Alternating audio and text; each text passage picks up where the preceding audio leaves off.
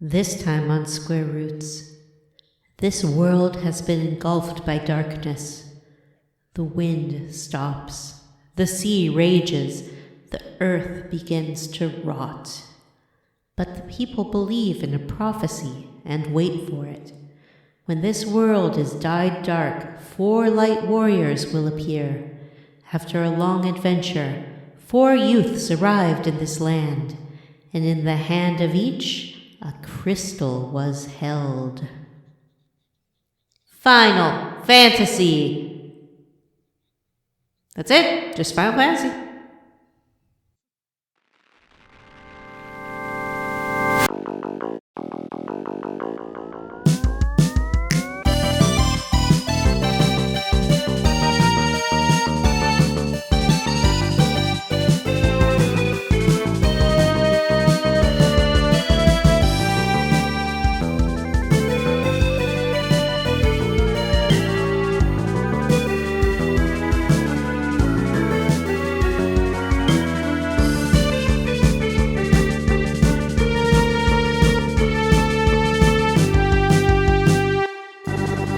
Hey everyone, and welcome to Square Roots, the classic RPG podcast. My name is Jim Banks. I'm joined by Matthew Van Zant. Hello, friends. My name is Matthew Van Zant, and I'm your first warrior of light. Check out my crystal. Johnny Garland Brandon. Hi, I'm your hot warrior of light. Check out my crystal. It's fire. And Vanessa. Hi, I'm Vanessa, your third warrior of light, and you're not allowed to see my crystal. Jim, what's your crystal? And this is a podcast where we play and talk about your favorite classic RPGs, one chunker at a time. Jim. What's my crystal? What's your crystal? Yeah. Thanks. Thank you, friends. That was Brown. Frown? Brown. Yeah, he's got the brown crystal. I have the brown crystal. Who hasn't? We've all had the brown crystal sometimes. Eat a Jack in the Box. Don't what keep a podcast going, we please. do.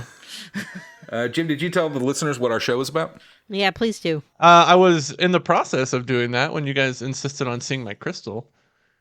We didn't want to see it. We just wanted you to tell us about it. It's different. Just describe it. Yeah. Well, yeah. So this is a podcast where we play and talk about your favorite classic RPGs, one chunker at a time. And this is episode 1 of 2 of where we cover Final Fantasy OG. Wow. Do we want to call it Final Our Fantasy listeners have been 1? waiting for years. Or is that too, because it's not, right? It's just Final Fantasy, isn't It's it? just Final Fantasy. Yeah, even in the 1 and 2 collection, it's just called Final Fantasy. When Star Wars came out, Final Fantasy. It was already called Episode 4, though, right? No, originally it was just called Star way. Wars, and then retroactively, I think with the release of Empire Strikes Back, he made it Episode 4 and 5. Oh. I thought that it started off as episode 4, but he later went back and called it episode 4, A New Hope. Apparently not. I have a version of the original print I can send to you. So do not buy a DVD of it, Jim. Do not buy a DVD. If you need a version of the original version of Star Wars, I have you covered. He's on Anybody Amazon have right any now. hot I can gaming see his little news to fingers. share with the group? Yeah. I was on eBay. Yeah, I got some hot gaming news. What is it? The hottest gaming news I can think of is that there's a great new stream that listeners can tune into from time to time. It's this play-along of Baldur's Gate 3, and you can find it on Johnny Branson's Twitch. Richard I don't know what it's called. Johnny Branson. Bronson's Twitter. Yep. Johnny Branson's Twitter. That's where it Well, I is. tried to say Johnny Brandon and Barnstormer at the same time, and it came out as... I think Johnny's Twitter is called Johnny Barnstormer. I mean Twitch. It's Johnny Barnstorm. Johnny not Barnstorm. Barnstormer. Johnny Barnstorm on Twitch for the hottest Baldur's Gate playthrough you've ever seen. We got people in their underwear, whether they want to be or not. I Is that agree hot gaming news or is that a level up? Is that both? that it's No, that's hot just gaming news. And I don't agree consider it that is an accomplishment. The I biggest got some news hot of the gaming year. news. Do you want to hear my hot gaming news? Yeah. I do. It's real news. Electronic Entertainment Expo, or E3, is dead forever. No Oh, more E3s. No more. And you'll never... The last one was 2019, so it's not super surprising, but it's not coming back. Rip. Oh no, that weekend-long commercial. What a Well, bummer. We put a whole half hour about a hour-long commercial last It's true, we episode. did. We're part It wasn't a of the problem. commercial, it was awards. One of the awards was what, literally for 11 like minutes best commercial. of awards, and 6 of those were Hideo Kojima's. Yeah. And one of those awards was most anticipated game, which is just like best commercial. Yeah. It's like watching football. You watch a 3-hour program and you watch 12 and a half minutes of gameplay. I'll never understand what football is about. I just like it when the kicker comes out. He's so cute. My favorite kicker was Dicker. What? Dicker the kicker. He was really good too. I don't understand a kicker who can't kick the ball over Do the we thing have every any other time. hot video game news, Jim? All right, Oh, yeah. I have something. Let's hear. There was another high-profile video game release that ended up imploding. One, the game, and two, the developer. Oh wow. Did you hear about that? Yeah. heard about What's it that. called? A game The that's Day been Before or hyped for a something? long time called The Day Before, which was advertised as like an open world zombie survival MMO. And Sounds it terrible. was released and it was garbage. People were like falling through the environments. It was more of an extraction shooter than it was a survival game. It The wasn't an graphics were MMO. terrible. Not an MMO. I remember the developers came out like a week before the game came out with a release that basically said, "Don't accuse us of ripping you off." Yeah, basically, good sign. don't call this game a scam when we release it, please. And then everybody was like, "Oh, it's a scam." And so then the developer announced earlier this week that they're shutting down forever. Okie Yeah, dokie. I have a piece of hot gaming news that nobody cares about but me, and that's that PUBG released their 10th map today. Wow. Yay! Wow, I think Rondo, I've missed, Rondo. like, the past. Was it good? I mean, I like it. It's kind of like it looks like a big kind of sand hockey map, like an Asian influence map. It's their biggest map. It's 8x8, but you know the 8x8 maps are always surrounded by water and usually are split in two, and this one is just one big ass piece of ground. So Oh, cool. how does it establish borders? it's got they've had for several years now like a out of bounds zone if you go into just kills you. Oh, A okay. red border that you just can't go into. I played a bit of it today, and it is pretty fun. You know, I'm always excited to see a new PUBG map, and I wouldn't be surprised if this is the last PUBG map. But why? The game's 6 years old. I think that the numbers are dwindling. I just don't think it's going to last forever. You know. I'm gonna switch to Fortnite. Maybe they'll put out a PUBG 2, or maybe this 6-year addiction of mine will finally Nothing lasts be forced to forever. end. We both know hearts can change. It's fun. I played it on lunch today a bit and got my first win on the new map, which is always exciting. All I by didn't get- yourself? Any kills? Paul got all Oh. the kills. So not all by yourself. No, I'd never play it by myself. The game's not that fun alone. I play duos. Anyway, how about we talk about how we leveled up? Let's do it. I'll go first. I saw 2 hot movies.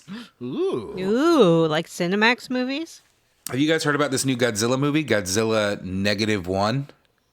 Kind of. Okay, I've there's heard so of it. much Godzilla stuff that I'm confused now. Yeah. Well, There's this a is a TV new show and a Japanese. movie? This is a new Japanese Godzilla movie by, I assume, by Toho, the original Then what's Yeah. Monarch? studio. Monarch is the American.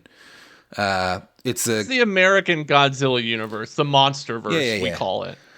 2014 Godzilla, Godzilla King of the Monsters, Godzilla vs. Kong, the upcoming Godzilla X Kong. Kong Skull Island. Oh yeah, Kong Skull Island. I always forget to include that, but it's kind of the best one. Does that It is. relate? Does that connect back to that boat movie we watched? Yeah, it probably does. Definitely does. Boat movie. I wish that the Yeah. boat movie connected Deep Rising. to Godzilla 2000, my favorite Godzilla that actually came out, I think in 98, but I still call it Godzilla 2000. With Matthew Broderick. Yeah, I just love that And movie. Jean It's one of the Reno. worst movies ever made. It's terrible. I love it. Godzilla looks weird in that. Yeah, it looks like a T-Rex. They were riding that Jurassic Park train. I saw Godzilla -1. I thought it was fantastic.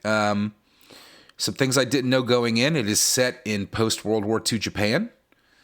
I guess everything post-World War II is post-World War II Japan, but this is like immediately post-World War II Japan. It's about a kamikaze pilot. It starts during. It's about a kamikaze pilot that kind of pretended like his plane wasn't working right so that he wouldn't have to go commit suicide. The first time you see Godzilla, he's like T-Rex sized, which I thought was an interesting way of doing it. Like he was like just a monster, like a dinosaur living on an island. The first time you see him, and then later in the movie, it just kind of shows footage of Bikini Atoll. Bikini Atoll, yeah. And then next time you see Godzilla, he's irradiated and gigantic, which I thought was Like the size of a mountain. One of the things I love about that movie is there are characters in it who just are basically there to like give exposition, and one character is just his only lines are criticisms of the Japanese government. Like he'll look directly at the camera and go, "The Japanese government doesn't care about human lives." Yeah. Okay. There were times though where I was really unsure where it was going to land on the whole kamikaze pilot thing. Like the movie definitely felt at times to me like it was kind of saying like, look at this guy, like he's a real piece of shit. And I was real nervous that it was going to land on the like, yeah, he should have died side of that coin, but Well, it's like interesting because when they first open with that character and what he's done, everybody kind of hates him for it. And then as Japan moves further from the war, even the former military people are like, the Japanese government fucking sucks. Yep. Like, they sent us to die for nothing. We feel deep shame at our government. Yeah. And like that, that kind of happens during the movie, which is really cool. They specifically called out things like poorly armored tanks and no ejection seats on jets. And it was very critical. And like the government straight up told them, sacrifice your lives for the honor of your people. And Yeah. they were on the wrong side. So I guess overall, the movie there's not a ton of Godzilla in it. And typically that's something that bothers people in Godzilla movies. But the human element in this is so good and like touching and moving that like it was phenomenal. I really loved it. It was a bit predictable at times. And not in like the, Godzilla's going to show up and do something kind of way, but in like a scene would happen and you'd think about it for a second and then kind of go like, oh, I know what's going to happen next. Like just Jim will get this. I won't spoil it, but like when the telegram shows up at the auntie's house towards the end of the movie, I knew exactly what that meant. I knew exactly what it meant. And the cutaway when when they're talking about the plane. Anyway, Yeah. Godzilla, it was funny because it kind of vacillates between Godzilla looking fantastic, though the design itself is like, I thought was kind of okay at best. Like they gave Godzilla like very human eyes, which made it look weird. But like there were lots of shots where I would be like, wow, that is an amazing shot of Godzilla. And then other shots where I was like, this is one of the worst looking things I've ever seen. Anytime Godzilla is walking through a city, it's unbelievably terrible looking. He's so Pretty bad. stiff. Whenever he's walking, His he's arms are walking up. like his arms don't move. Oh my God. It is Is it very a man silly. in a costume? No, it's CGI. No, yeah, it's all CGI. What was the last thing I was going to say about it? Godzilla looked great at times. Damn it, I had something else I wanted to say about it, and now it's like slipped my tongue. You find Godzilla to be scary? At times, I think they did a good job. The first time you see him, he's pretty scary. And when he's like, oh, I remember now. When he's like in the ocean, like tearing ships apart, like I think they did a great job making him look scary. Though sometimes when he's in the water with like just the top of his face hanging out, like it looked kind of silly though.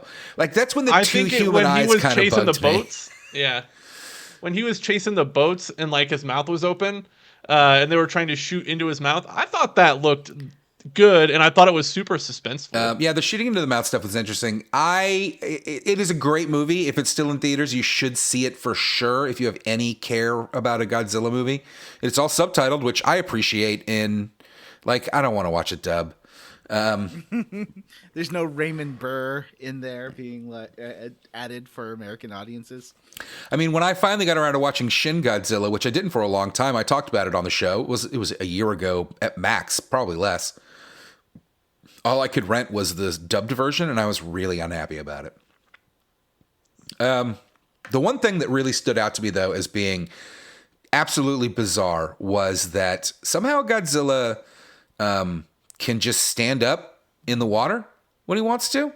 I can do that too. I didn't understand that either. It never made sense. It didn't make sense. Sometimes it was just his head, but then he would, I guess, get off of his knees and fully but even stand that up in the doesn't make water. sense. A big plot point in the movie is them luring Godzilla into the deepest trench around, right? And they said it was, I think, 1,500 meters or something. It's the deepest trench in the area, and they want to lure him there. And he swims up and he fights some ships, and then he just stands up.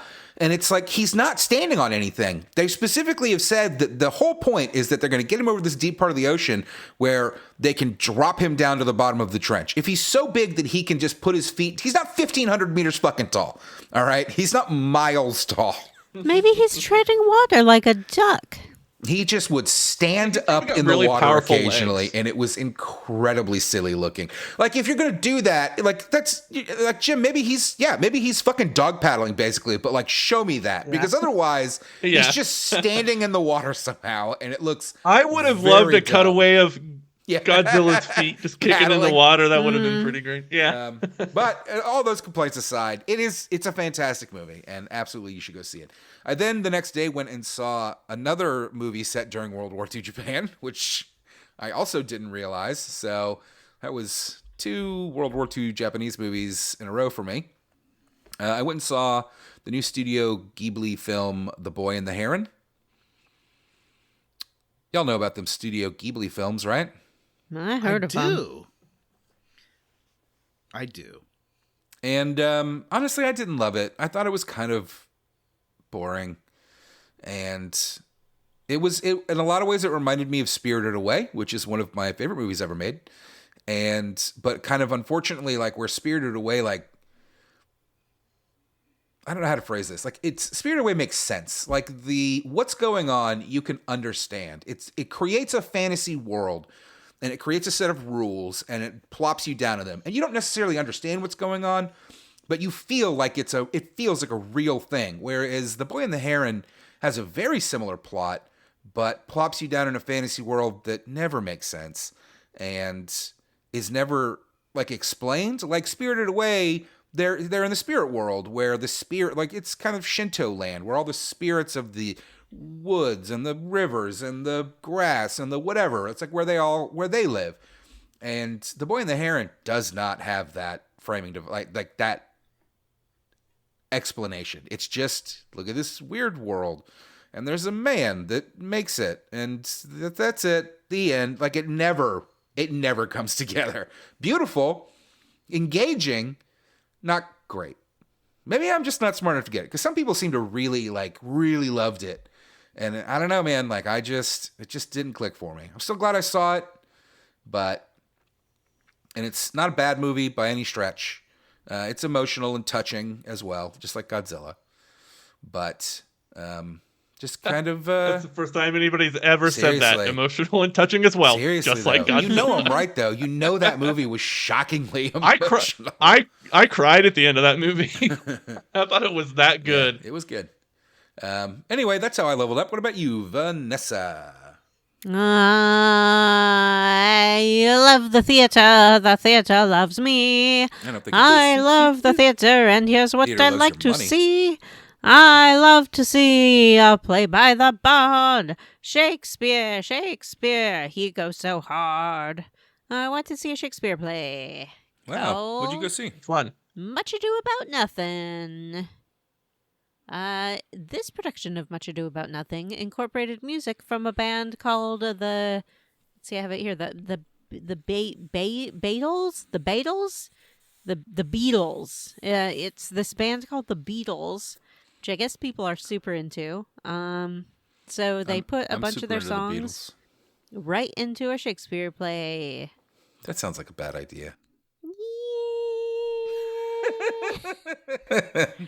I would say that I found, because I like Shakespeare a lot, and part of that is the rhythm of the language and how the way the dialogue is written kind of sets you up for this pace, and you go into a little poetical Shakespeare trance. I found the incorporation of the music to be interrupting of that experience. Mm-hmm. So I can see that. but Bite my thumb at thee, right? Yeah. But if you are not that experienced with Shakespeare, and I will admit, like, you need to see some Shakespeare before you can even really understand what's happening with it, and read some and get into it. It's not super accessible. So if you aren't that into it, I think it would be a great way to be introduced to it, because they really use the songs to emphasize the emotions of the characters and play on what was going on in the scene. And I think it worked great. There wasn't any placement of a song that I was like, this doesn't make any sense for what's happening here. Except for maybe Helter Skelter. But I really liked the guy who was doing it. I think it would have been a good Shakespeare play or a good Beatles music showcase, but not necessarily a good both. You know? I just didn't feel like either benefited from the presence of the others. I didn't feel like the Shakespeare was heightened by the Beatles. I didn't feel like the Beatles was heightened by Shakespeare. But all the actors were solid. It was a fun play. Solid as in not ghosts? They were solid as in not ghosts, unless they were ghosts. What I don't know is a ghost, in which case, well, I would like my money back, please. Because I don't like being tricked in that fashion. So in this case, did Vanessa really love the theater? Well, I love that it exists. You love the concept. I love the theater. concept of the theater. And I love being able to go see live theater now that I am comfortable in doing so after our long, long lockdown. And not everybody's comfortable with that yet, and that's fine. But when you are, the theater will be there. Unless it's not. Who knows what's going to happen in this world? Am I Could be right, there. lads? Could not be there. You're right, ladies. Have I talked about Murder at the End of the World yet? You did. Well, I'm still 'Cause watching that. I remember thinking, I want to watch it. Yeah, because I Yeah. told you that Raul Esparza's in it, and you love him. Oh yeah, I do. It's still going, still chugging along. I think it's nearing the end of its arc. I've still been enjoying it.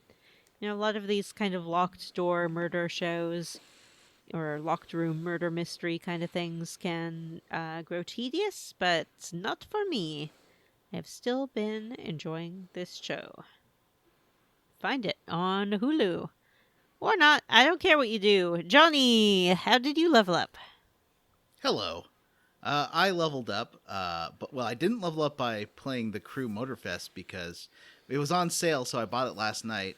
But I also bought it right before I went to work, and then I've been playing Final Fantasy 1, so I haven't played it yet, so it's not a level up. That's a level neutral.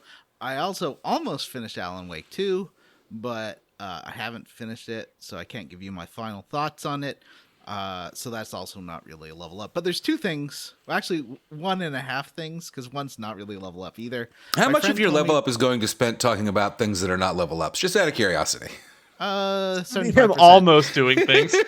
My friend told me to watch 2 documentary things on Bougie. I don't know how he Bougie? says his name. You know that streamer, the fat guy. No. What? Also, way to describe I've heard of someone, that. dude. Well, I was trying. Oh no, you mean Are you talking about the Boogie documentary? Yeah. The one I told you about? Was it you? Well, my other friend told me about it too. And then he watched Oh yeah, I it. told you about it before we recorded a couple weeks ago. What's Oh, okay. Boogie? He's a big guy. Boogie 2788 Yeah. was kind Who of is one of the kind of a first shitbag. YouTubers and he was a douchebag to people, and he had a character named Francis, was it? Who was kind of never like watched a him. Mountain Dew chugging dickhead gamer. Have you guys seen the gif of somebody playing Magic the Gathering? This big guy Oh yeah, gets and then pissed off and tossing flips the whole table over. Yeah. Yeah. That's Boogie 2788. He's always been a shitbag, and they recently made a documentary about him. That's like what he's doing now, and he's just still a terrible person. Well, That's the awful. thing is that he kind of got unveiled as a terrible person, and now he's lost most of his viewers and stuff. So he's not making anywhere near as much money as he did. So I don't know. There's another channel called Financial Audit, which I guess helps people with their finances, and it's just saying the video is called "He's Going to Die in Poverty," and so I guess that's a bad sign.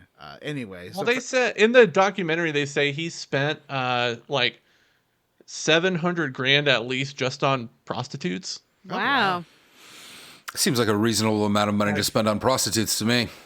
Or like he would pay like a woman from OnlyFans or something, and like they'd go to he'd fly her to Las Vegas, they'd go to Las Vegas together, and he spent a bunch of money, and he spent it on like dates and things like that. Oh, Sad. that's nice. No. Yeah, so that's not really Level Up because I haven't seen it yet, but apparently that's been recommended. But then Jim already. Oh, I recommended have it a to level me. up. Can I interrupt Nope, Johnny's not nope, level nope. up? I have a real Level Up. No, My real but mine level up- relates to yours. Okay. I watched a documentary called Love Has Won on HBO. Oh, And if you are looking for a documentary that has been seen, check that out. It's a cult show. And it's only 3 episodes, and it's terrifying. Thank you. I am done. sure. It is. Now- I would like to correct. That's Boogie 2988, Yeah, not 2988. 2788. Yeah. So I will, especially given Matt's objection to it. While I do new listeners, because this is a new season of the show, often we get new listeners from new seasons. I like big guys. However, he was like super pro gamer gatey when that first started. Yuck. So I don't like this guy. However, I was not calling him fat to shame him. I was calling him fat so that Matt knew who I was talking about. Yeah, Matt fat and is Jim. a neutral term. Yeah. Yeah, I did not mean that as a negative term. I like big guys. I date big guys, but he is not a particularly desirable big guy because he's not very nice. And anyway,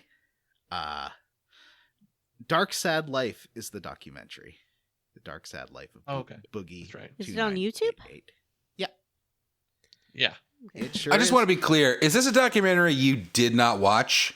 Yes, but let's talk about what I I did watch, and that was Only Murders in the Building. I'm almost finished season 1. Vanessa had recommended it on the show like a couple of years ago. I guess around the beginning of the pandemic, right? And so I thought that, I'll be able to talk with Vanessa about it because it seems like a show she recommended it, and it's about like one of the main characters of the theater. So there's lots of theater gags, and then Vanessa's like, "Oh, I watched that years ago. I don't remember anything about it." Yeah. Well, you keep bringing up very specific things, and I'm like, I don't know what you're talking about. So I didn't realize that Vanessa's attention, unless it's Taskmaster, There's is been very 2 seasons since fickle. that one. And then you're like, oh no, he didn't eat his special chips. And I'm like, what are you talking about? Mm-hmm. I think at this point Vanessa has to like burn her childhood memories to make space in her brain for more Taskmaster trivia. Yeah, that sounds accurate. I think you might be right. Anyway, I'm really enjoying it. After the first, I thought I basically, sometimes I have to force myself to watch a show, even a show that I kind of like, because I just want to watch like comfort food shows, and to watch something different and new is challenging. But I have forced myself to be watching this, and it's gotten a lot better. The last couple episodes were real good, and I like the introduction of Tina Fey's character, and there seems like there's a little flash forward to the future where it seems like she's going to be a antagonizing element. That's pretty fun. So I'm quite excited about that and seeing where that goes, because that seems very interesting. And Selena Gomez is really good, and so is Steve Martin and Martin Short. They're delightful in that show, and they're delightful together. They are. Yeah, I know that they've been working together like on stage shows and stuff for a while. So it's Were they on interesting seeing SNL them. together or like SCTV or something? No, they were both doing. I think was Martin Short in SCTV. Can't remember. They were both on them, but not on the same show at the same time. I don't think, No, they didn't. Their seasons didn't overlap at all. because I don't think that Martin Short was ever on Saturday Night Live. Yeah, he was. He played he had characters on Saturday Yeah, Night Live. like The Stewart. dude with the. Yeah. Wait, Stewart. Who's Stewart? He saves his family. That's No, that's not. That's a different guy. Surely not. It is. Martin Short's character was the guy in the suspenders whose pants were really high, and he had a haircut where his hair was flipped. Was Or that in the on Saturday back, Night That's Live? right? Stewart. Was that on Saturday? Okay, No, so it's maybe not. they were, and I don't know. At any rate, I have no idea if they were ever on Saturday Night Live together. I find old Saturday Night Live very hard to watch. It is not good. I don't care what people say.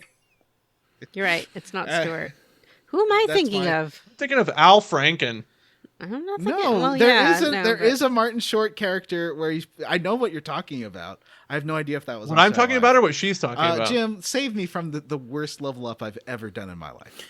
And I'm going to Okay, go to the I'll go. bathroom. But I'll listen to you and know that I'm going to listen to you as I bathroom. Okay, thank you. How did I level Please up? don't forget I to started mute today. yourself. Rumsoy Vivek or whatever that guy's name is. Vivek Ramaswamy. Anyways, today I started God of War Valhalla, the free God of War Ragnarok DLC that was surprise announced during the Game Awards last week. And I gotta say, it's really good. There's a ton of story in it, which I didn't expect, because it's a DLC and they advertised it that it's like kind of like God of War Ragnarok, but a roguelike. So there's like not random encounters, but you have to move through like the same scenarios over and over again and acquire upgrades as you go. The encounters they get progressively harder. But it's super well done, and there's more enemy. I think I've seen more enemy types in just this DLC than there is, maybe even more than the main game. There's tons of different enemy types. They brought back some of the enemies from like the original God of War games to be enemies in Ragnarok, which is super cool. And like I said, there's a ton of story. It gives like a really satisfying end to Kratos' whole arc, which kind of makes you wonder what they're going to do with the next game, which I believe is in active development. So that is fun. Fun. I've also been playing a lot of Baldur's Gate 3 as well. As Vanessa said, we've been playing it together. Mm-hmm. Which is fun, but also a little frustrating because I have been doing a solo playthrough and I'm a little bit ahead. Yeah, that's kind of why I think I'm going to hold off doing any more solo play. Like, if we're going to really, like, stream this game, I'm not going to double play everything. Yeah, it's a good point. I mean, maybe I'll go back. I don't know. I started playing solo and did what we already done, and I thought it was nice to have a little bit more time just to explore at my own pace And talk to the characters and stuff. and talk to characters and stuff. Yeah. I see that. I've also been watching a show called 30 Coins that's on HBO. It is a Spanish production written and produced by Alex de la Iglesia, who's a famous Spanish filmmaker. It's in season 2. This is a Spanish language production, but season 2 stars Paul Giamatti as the villain, which is really interesting. And this TV show has some of the weirdest stuff I've seen on TV. It's kind of got a religious plot. The opening credits to every episode is like the crucifixion, which is really weird. That's weird. But a friend of mine watches it and posted on Facebook the other day, and so I commented on it, and I was like, here's a short list of things that I've seen in the last two episodes that made me laugh. One was priest gets split in half for no reason. Spider Baby Birth, Buddy Zombie Comedy Bits, Book Sets a Man's Head on Fire and then Explodes It, and then last one was Paul Giamatti Kisses a Woman. Horror upon horror. Aw. Yeah. It's a wild show. Like I said, there's stuff on it that I've not seen on any television show ever. It's just it's way out there, but it's really good. It's really well done, and I think you guys should check it out. They just finished the second season. I'm about to watch the finale of season 2. Now, I thought that this was another video recommended from your friend by your friend from high school, and you started talking about the Jesus stuff. No. That would not be a recommend. All right, you guys ready to talk about Final Fantasy? He really wants to convert you, Jim. He's so itching to get that conversion. Yeah. What's that toaster? I do, I guess, have... Well, no. Never mind. Yeah, I'm ready. Should we talk about our experiences with Final Fantasy 1 and what we're playing it on and all that stuff like we usually do? Yeah, we should. That's why I said let's talk about Final Fantasy 1. No, you should. You said let's do the quest log. No? I did not say that. Yeah, he said let's talk about Final Fantasy 1. No. He said he sang the quest log song, the whole thing. Mm-hmm. Uh-huh. Oh, that's right. We were going to give Jim another chance to sing the quest log song. But before we do that... But we're not doing the quest log yet. Yeah, right. So you still have time to write some lyrics for yourself, I guess, Jim? No, I'm not doing it. Mm-hmm. Well, I'll start. I am playing this game on the Switch. I'm playing the Pixel Remaster.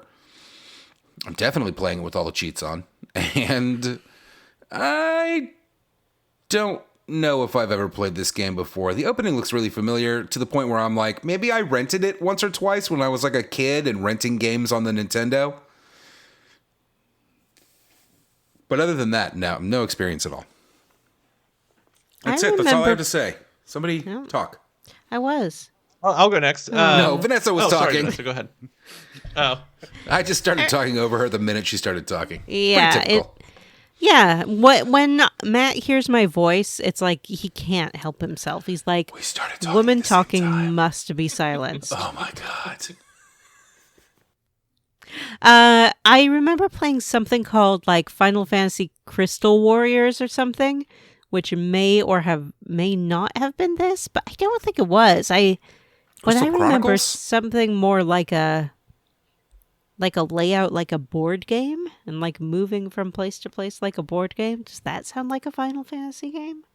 I don't know what I played, but anyway, I'm playing this on the Switch with cheats on.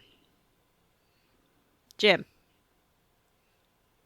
I'm playing this on the PS5 with the cheats on, Pixel Remaster. I've never played this game before. I think I've watched playthroughs of it, maybe like put it on in the background while I was doing something else. So seeing like 8-bit playthroughs, I think this game is good and I'm excited to keep playing it. That's what I have to say about Final Fantasy 1. My experience with Final Fantasy 1 was I'd just become friends with Travis Chalmers, who you might recognize from the Square Roots podcast group for smart, cool, very attractive people. And this was grade 5, and he brought in the poster that comes with the game. That was the big map of the world, and on the other side was like a bestiary. It showed every single monster in the game, and it was cool. Super cool. He's like, oh yeah, you got to come over and play it. So I did. I was really at this point. That was 1990. Now let's think back to 1990. At the time, New Kids on the Block, Step by Step. You were 25 years old. Charts. There was 2 songs called Hold On in the top 10 charts, one by En Vogue and one by Wilson Phillips. Anyway, I just wanted to set the scene and sort of mise en place. Travis brought me over, and I thought it looked very difficult compared to the like Ys and Phantasy Star, which were my 2 JRPGs that I played. And actually, you know what? It looked way easier than Miracle Warriors, which was hot garbage. And it was really cool. I loved the sprite design. I loved the music. But I borrowed it at one point, and I was just no good at it. So I sort of put it down and never really got far myself. But I did watch Travis playing that game and finishing the game. I was very surprised that Garland was not the big boss of the game for some reason. Spoilers. I guess it's a spoiler. I thought he was. So this time I've been playing the GBA version, and Matthew warned me, do not play the GBA version. It's going to take you forever. How many hours into it are you? I've been wondering.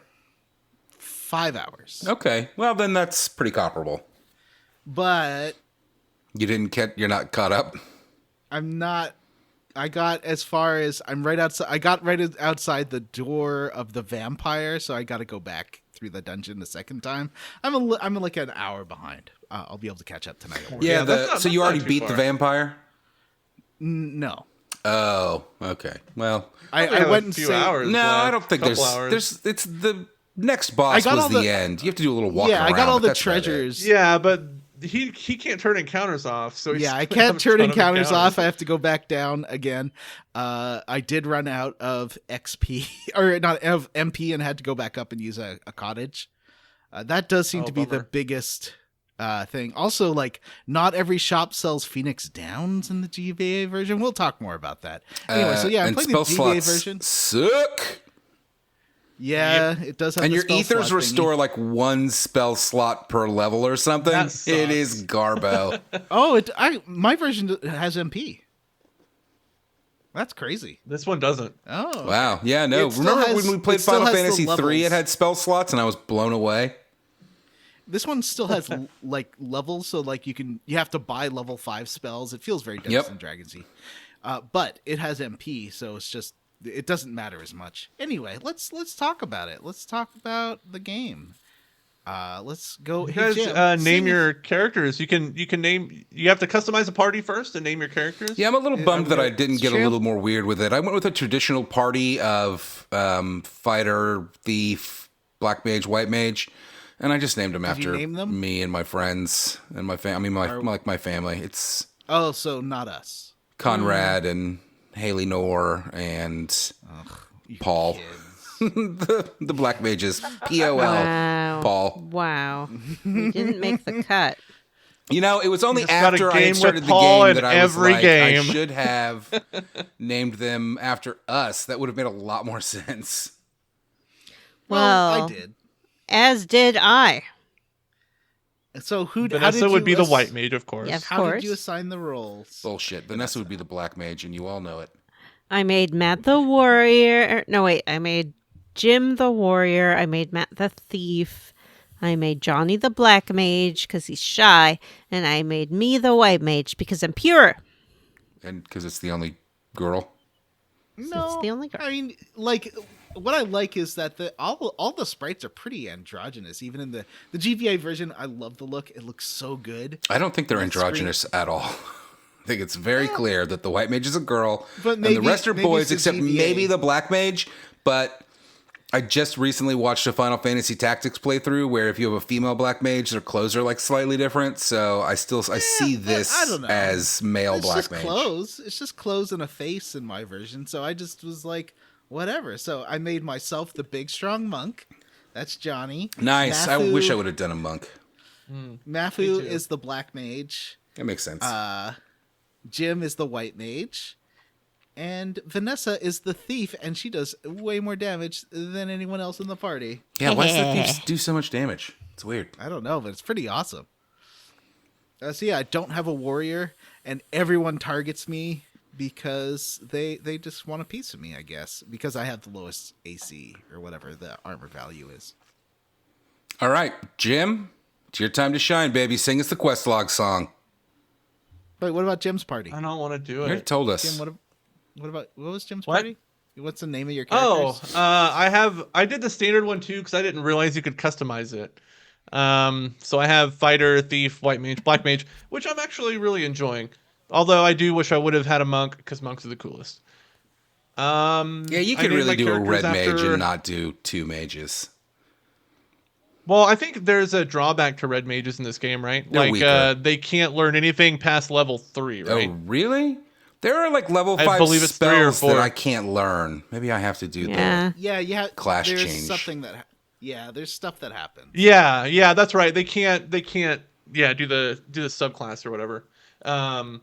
Really? But I think so. don't Pretty think that's sure. true. Don't quote me on that. We'll find out, I guess. I didn't actually realize that you could change the class, so I just ended Will up we with the defaults. Will we find out? Did anybody choose a red mage? No. No, but John's looking it up, so. But I named my characters after the band Creed, famous great band Creed.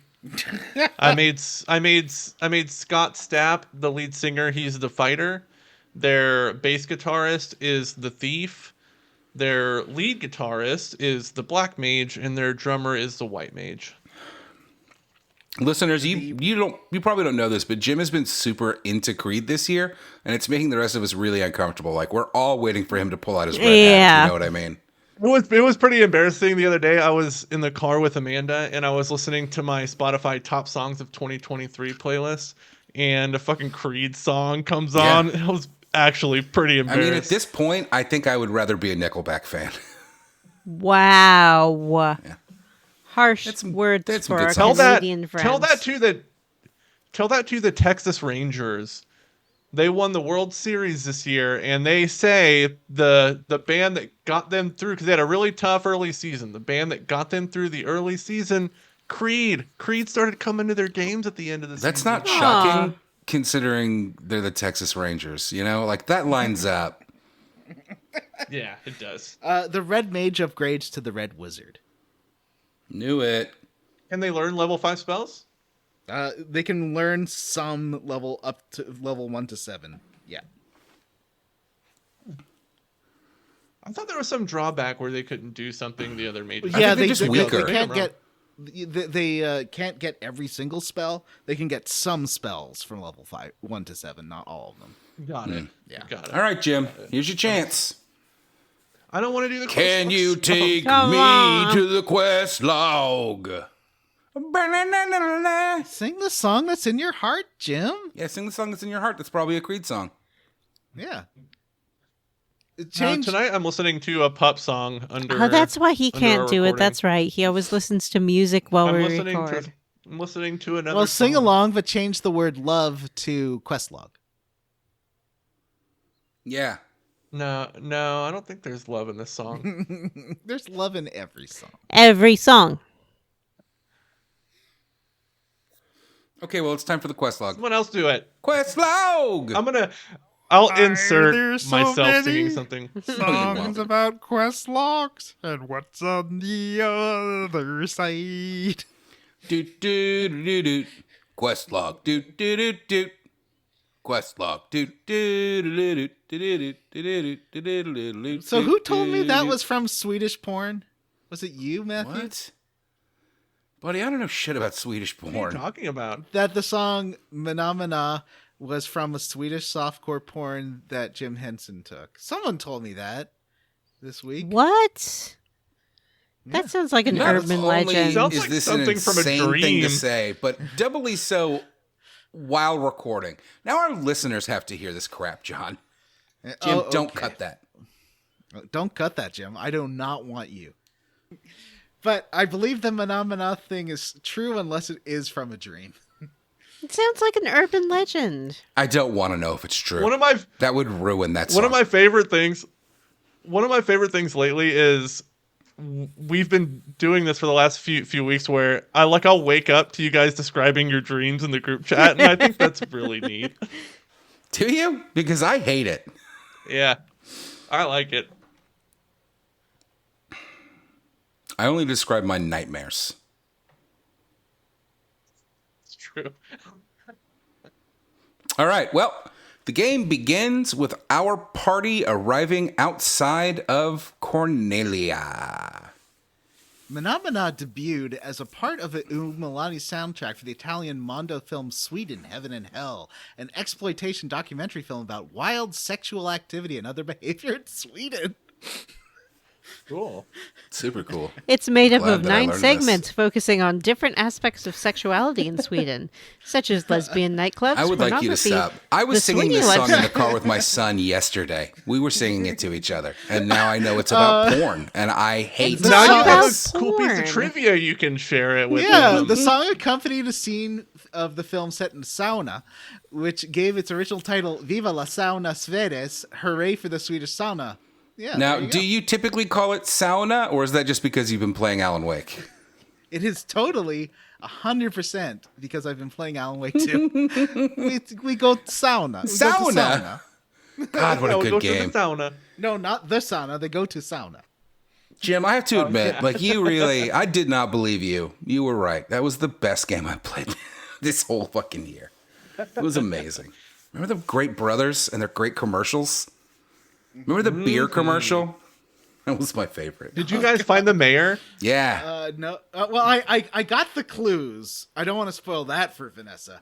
But No it's like from the spoilies. second clue, She's I not figured listening out to the us mayor's anyway. deal. I am listening to you. Oh, really? You can meet the mayor. But this is not I even haven't here, met. man. I haven't met the mayor I'm not yet, here. but I'll bring treats or something.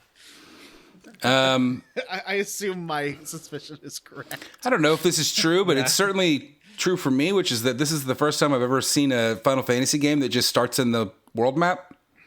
Like it just plops you down in the overworld. Also, Vanessa did a moving and emotional and touching transition.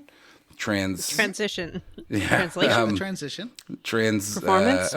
Performance of Transcribing? the amazing opening. I liked the opening credits. The whole like the wind stops, the sea rages, the earth begins to rot. I was like, wow, this is a hardcore Final Fantasy. Holy shit.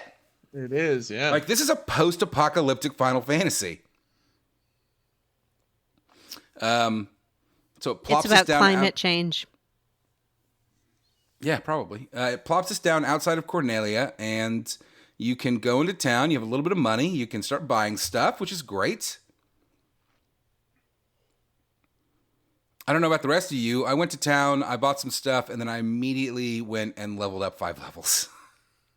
That's what I did too. Yep. That's the way to do it. Don't go somewhere unprepared. We The game starts you with a good amount of gil too. I started with like 500 gil or something. I was like, oh, I have enough to buy everyone an upgraded weapon immediately.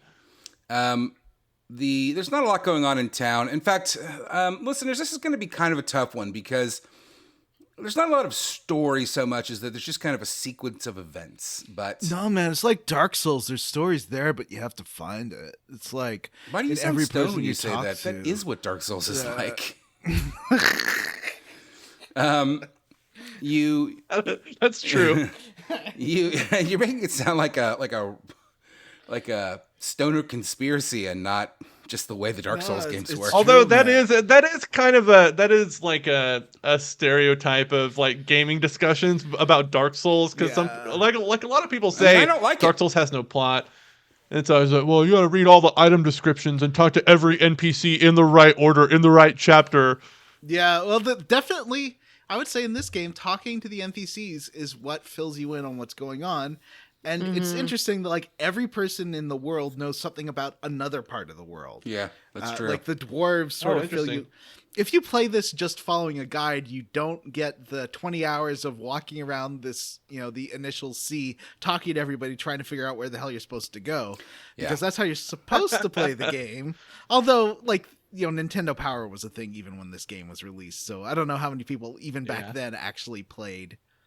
I do feel like that way. it's one of those games where you definitely need, like, I've been using a guide for this. I'm using it lightly.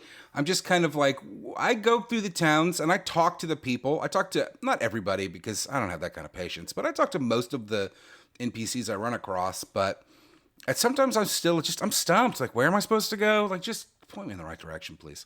All right. Anyway, we begin in Cornelia. We go to the castle and meet the king and the queen. The king is looking for the 4 warriors of light. And that's us because our characters all pull out a crystal. They all have their own crystal. Mm-hmm. And they're like, check it out. It's Bing, a bing, great bing, little bing. scene. They like hold their crystals above their head. And I was like, okay, this is different. It I is think different this is- because I have a Go lot ahead. of questions. Like, where did these people come from, and how do they know each other, and how do they know that they're the Warriors Oh, of Light, and how did they get these crystals, and what's their You know, deal? Vanessa, if you really want to know, coming out on PlayStation Plus is what's that game called? Stranger of Paradise. Whoa! I feel like it's going to be a game that I download and never finish. I'm gonna play it for sure. I did want to say as well that opening bit, it says, after a long adventure, 4 youths arrive in this land. And, like, this game seems to span the world. So where the fuck did they come from? Good. We don't What know. land did they come from? We get Only you get an Stranger in airship. Paradise can answer these questions. I thought Strangers in They come from the Paradise future. starred Garland. Yeah, it does. Who is Garland? There are other characters in But it. Garland is just a Yes. knight of Cornelia. But he's bad. Well, he's not bad Nobby. in Stranger of Paradise. Yeah, I think that's probably. Well, how do you know? Have you played the whole game? Maybe there's a turn. Well, Maybe there's a turn. Hope that it handles it Yeah. as well as the Star Wars prequels. Anyway, we learn that the king is looking for the 4 warriors of light. We also learn from the queen that the princess, their daughter Sarah, has been kidnapped by Garland, a former knight of Cornelia, and that he is at the Chaos Shrine to the north of the city. Can I just say Chaos Shrine? That sounds awesome. Oh, does I thought sound it was a Chow's shrine. Like it was full of Chows from. Oh, that explains all the chows that were there. Yeah. And it was like, pull out your DS controller and remove the memory card that has a screen on it for some fucking reason.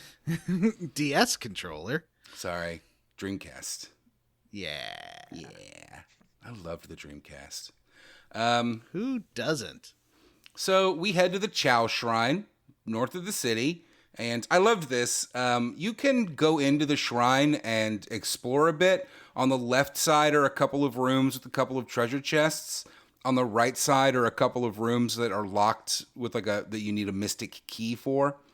And Garland is in the room immediately adjacent to the entrance to the Chaos Shrine. Like, it's right there. It's the shortest dungeon I've ever seen in my life. You walk through the door, you walk through another door, bang, you're at the boss. He's just like, oh, hey guys. The music there is pretty amazing, though. The music Also, in I this just- game is amazing, though. I'm playing the Pixel Remaster with the amazing soundtrack. Like, I might buy this on iTunes. So, like, it's that good. The even the GB, I really like the GBA soundtrack. It's got like a really crunchy kind of original Game Boy kind of chiptune bass line that sounds great. Got a good sound to it. So we fight Garland and beat him. We save the princess and return to the castle, and the king repays us by having a bridge repaired. Yeah, he's like, here's your prize, a bridge. And you're Did like, you guys get a cute cutscene of all the little guys fixing the bridge? Yep. Yeah, it was a fantastic cutscene, actually. Okay. Yeah, it's pretty good. and then I was like, Um, great, a bridge, so I can like charge a toll to everyone who goes across it, since this is my Yeah. prize, and I can really I'm landed gentry monetize now. this bridge, right? And he's like, no, you can walk across the bridge and continue to serve the kingdom. Princess Sarah also gives us a lute, and the king tells us that there are 4 crystals that have gone dark, and he asks us to make them shine again. And that's What does that that's mean? the plot of the game. We gotta light these crystals up. Is that what we're doing? Yeah. So, wait. So, are we lighting up the crystals that we already own, or are we lighting up different crystals? We're lighting up bigger crystals that With our crystal. Oh, with our little crystals? Yeah. Can we, like touch it? I think Yeah. so. Okay. Right? yeah. So we're like the Olympic torchbearers. Yeah, pretty much. Crystals. Yeah. Okay. You have to get halfway through the game before you light up your first crystal. I.e., the end of this Do chunk. we light up Yes. a crystal in this chunker? Yes. You light up Huh. the first I don't remember that happening, but Earth crystal. Apparently. oh. When we defeat the Lich. Anyway, so we Right. cross the bridge. Does your menu have the 4 crystals in it when you hit pause? Or I don't know. menu? Maybe in Mine the does. key items. Good question. I don't know. We're gonna. Mine just has it on the like the opening menu of the menu. It's funny. We're covering half of this game in this episode. We're gonna tear through this quest log. It's gonna be over in 10 minutes. Tear through this quest log. We cross the bridge, and there's a couple of things. The first thing you run across is a cave, Matoya's cave. Matoya is a witch, and she only has one line of dialogue, and where she tells you that she can't see and she needs her crystal eye. I got a whole thing with her, a little cutscene of her walking around, stumbling, tripping because she can't see anything. That's sad. What color crystal do you think she needs? Maybe she wants to like get a new colored eye. Yeah. So maybe like a purple or a green, something people ask questions about. I think she's looking for her brown eye.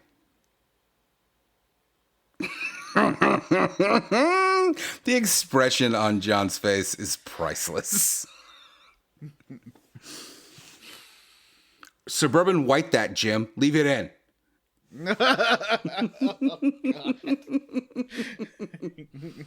Should I tell my great joke again for Vanessa, do you think? Or No. no, I think now that she's back. Okay. I'd really like to hear it. No, it's fine. So we continue Knock, on. knock. Who's there? Chicken butt. Matt's great joke. Matt's great joke. Who? You tell me. Tell me your joke. We continue on, and we find a town called Pravoka. And I loved this because you just kind of, it's a town, you buy some stuff, you go to the inn, and you talk to NPCs, and one of the NPCs you talk to is a pirate named Becky. Yeah, the rest of the town's like, hey, could you clear out the pirates? Then we'll give you a ship. If we really would like it if you cleared out these pirates. I must have missed the NPCs that said that because that's the thing. In this game, there's a million quest giving. Well, not even, you don't have to talk to them, but like if you talk to the guy at that one temple who turns out to be the Dark Prince, if you talk to him before that, he's like, "I'm the king." But then, then you talk to him later, he turns out to be the Dark Prince. But you don't have to do the initial thing. So, like, if you don't talk to the guy about getting some nitro to blow up the tunnel, you don't talk to... I didn't know I was supposed to do that until I read a guide. Yeah, me neither. So that's how you learn where you're supposed to be going. But if you're following a guide, you miss the initial dialogue that sets up these quests. Well, I didn't start using a guide until this part. Like, I got to the city where the sick elf guy was, then I had no idea where to go. Yeah, same here. Like, I knew where the dwarf place was, but like I talked to every NPC and I just couldn't force anything to happen. I had no idea what to do. I hadn't even gone to the dwarf place yet. I couldn't find that. So yeah, once I got to the elf town, I was like, am I going far ahead? Did I miss anything? I feel like I've missed stuff. But the guide doesn't tell you to go to places first to talk to them to get the background. It's just telling you go to A to B to C. Oh yeah. Yeah. Which is fine. And that's what guides do. But you are like, it's not the real way to play the game. Like, you should be... Who are you making fun of here? Yourself and the way that you were gatekeeping Vanessa and I last week? Yeah. So, Can't I make fun of myself? In Pravoka, we fight some pirates, and then once we beat them, we take their ship. I mean, that's it. We're just like, hey, that's our ship now. The end. I guess we were the real pirates all along. Yeah. Mm-hmm. And you can explore. So at this point, you get the ship. It's kind of an inland, not really a sea, but like an inland ocean. You can't get out of it. You can only go to so many places. So eventually you find Elfheim. This game has elves, guys. Final Fantasy games don't have elves. This one does. This one does. No way. Sure does. Don't believe it has Scottish dwarves for some reason. In Lolly-ho. In Elfheim, we find that the Prince of the Elves has been put to sleep by an evil wizard named Astos, and they implore us to save him. And I'm going to be honest with you all. When I was writing the notes, I was real confused on this chain of events.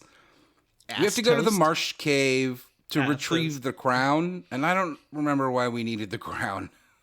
Because if you went and talked to the king before, he's like, "Give me the crown, and that will save the prince or something." Who knows? But the crown doesn't save the prince. Well, because he was It lying. does, doesn't it? He was lying, Matthew. He was a lying liar. He was? Yeah. He was like, my house is broken. They broke my house. Get the crown and save the prince, please. Well, that'll help us defeat the Dark Prince. I don't know what he actually said because I didn't do it. Because in my version, when I gave him the crown, he's like, "Surprise! I'm actually the Dark Prince." And I'm like, "I don't know who you are." Wait, there are two kings, right? There's a king that's with the prince, and then there's a king that's in the decrepit building, right? Yeah, I guess so. I don't know. So Astos is pretending to be the king and like in this other area, right? Mm. But and then there's a king in Elfheim. I thought that was just a retainer, or like a mage. Was it? Yeah, I don't know. Yeah. Does the elf king actually exist? I mean, in our hearts, if we believe. And so there is no elf king. You ever heard Santa called a jolly old elf? What's up with that? Yes. That is weird. But all of his Yeah, people are 'cause elves, so why wouldn't he be an elf? It makes perfect sense. He's a man. He's a Was man. Elvis He's a an magic elf? grandpa.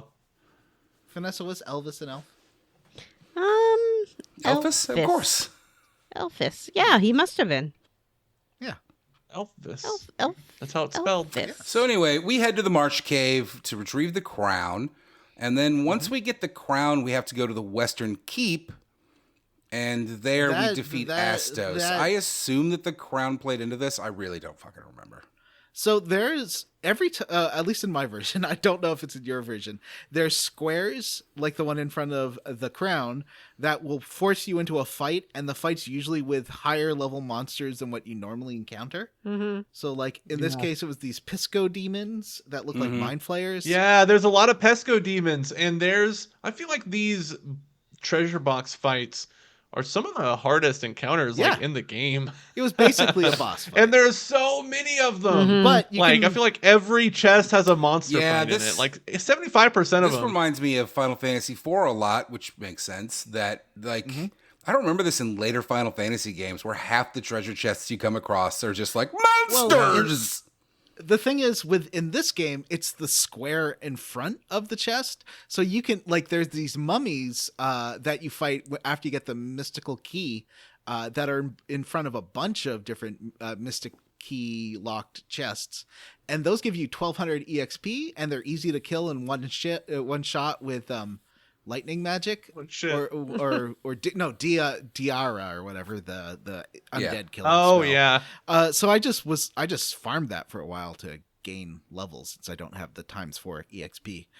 Because you can keep I found going myself back onto the grinding in this square game. over and over. Like I feel like even with the ×4 gil that I was getting, these items and the spells are so expensive. The equipment is really cheap, but everything else is pretty expensive. So at one point, I was just like, I'm going to grind until I get 50,000 gil, and I'm never going to have to worry about it again. And then 2 towns later, the spells were like 10,000 gil apiece. Joke's on and I was you. like, damn it. Even with 4 times then I had to gil grind on, some more. you'd never feel like you have enough money. It's wild. Never, ever. I can't imagine I playing can't this imagine. without the 4 time gil. Yeah. It was such a relief to get access to life finally after. Oh, for sure. Because the Phoenix Downs are expensive and only available so far in like Cornelia. And the tents and cottages are really expensive too. Yeah, cottages are 2,000 gil. Yeah. I was like, I'm going to put like 5 in my inventory. So anyway, we defeat Astos. Get it, guys? Astos. Yeah. Yeah, his ass is toast. Ooh, that's even better. We defeat Astos, and he drops the crystal eye. And, you know, if you're smart boys and girls, you remember who needed a crystal eye. Montoya, prepare to die. Yeah, Inigo Montoya the witch. Was that his name? Enrico or Nigo? It's a Nigo, right? Inigo. Inigo. Yeah. I was just thinking about that this morning. That's weird. So you I take tried watching Criminal Minds because that has Inigo Montoya and it has Frankie Dart from season 6 of Community. But His name isn't actually Inigo Montoya. It's Mandy I Patinkin. think is. that she leaves. I think that Frankie Dart? Paget Brewster leaves Criminal Minds to go do Community and then comes back as her sister or something. She starts in season 2, episode 9, because I had to skip a bunch of episodes because I don't care about that show. I just wanted to see if Paget Brewster was fun, and she is kind of fun in it. But like the main character is this weird charisma suck. I don't know who that guy is. He's not Mandy Patinkin. He's just boring FBI guy. That guy. Who's He got that in asshole? big trouble. like that like bland but really bland guy. Yeah, wasn't he abusive to people Yeah, on he set got or fired something? for like kicking a PA in the shins or something like that. Wow. Yeah. And he sucks real hard in the show too. He Why? does. He's the worst part of that show. Isn't Joe Montana in that show too? Am I mistaken? I think you're right. And also Matthew Gray Gubler, who is rumored That's to not be a real name. the subject of the Killer's song, the guy who he's jealous of in that one song. Do you guys know It that was Barbie only comes a out tomorrow? kiss. It was only a kiss. What? Oh, Mr. Brightside. Yeah, he's Mr. Brightside. Oh, I mean, he's the wow. nemesis of Mr. Brightside. Huh. He's directed a few Killers Interesting. videos. They're like good friends. But then Oh. the that's guy cool. felt jealous one day and wrote that song. Huh. So And it was one of the biggest white people hits ever. Yeah, Still we hear love I it. still hear it all the time. Never been a fan of that song. So we have the crystal eye. We take it to the witch. She gives us a jolt tonic. And we use that Yeah, Jolt to Cola. wake up the prince. I used to drink Jolt Cola when I Let's was talk like a about teenager, and I was like, oh, really need some caffeine today. the witch. When you give her eye back, she says, "Oh, I thought you'd be better looking," and I really just That's respected that. Yeah. Like sick burn, Yeah. witch. Wow. Wish our party characters had a personality. Sometimes They they, do all if you use stop your and look at the imagination. camera and nod. Mm-hmm. They're like, They have personalities. Like, this is what Scott Stapp would No. say. Hey, There's like you know, the angry thief and the sweet white mage and the shy black mage and the normal. A level-headed but with a short fuse fighter warrior. Yeah, you know, so a normie. I'm sure we've discussed it on the show before, but should we take a minute to talk about the history of this game? Final Fantasy? I don't know. It's just some game someone made. Was the first video game ever made. Well, the First story is video that game. Square was shutting down, right? Like they were out of money. And that's why it's But called they- Final Fantasy, because it was their last game. And they just kind of Oh, threw really? their ideas at the wall. He said that, but he also said that he liked the alliteration and thought the name sounded fun. And You know what? Final Fantasy, one of the all-time great best video game titles, I think. and at the same time, they also released Highway Star, which got released as a Nintendo first party game in the U.S. as Rad Racer, and that was a big hit. So, but Oh, yeah, it their was. DOG label, which was all Famicom Disk System games, was dragging them down.